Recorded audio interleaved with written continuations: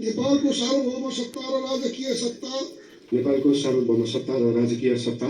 नेपाली जनतामा निहित रहेको नेपाली जनतामा निहित रहेको नेपालको संविधानप्रति नेपालको संविधानप्रति पूर्ण वफादार रही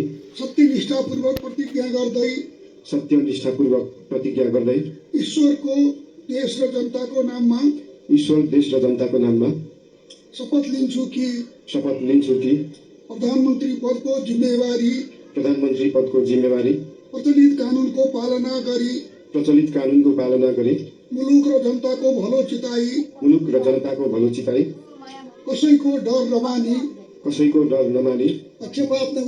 पक्षपात नगरी पूर्वाग्रह वा खराब भावना नलिई इमानदारीका साथ गर्नेछु र आफ्नो कर्तव्य पालनको सिलसिलामा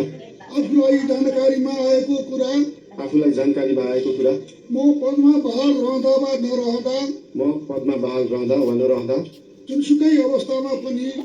अवस्थामा पनि प्रचलित कानुनको पालना गर्दा बाहेक अरू अवस्थामा कुनै किसिमबाट पनि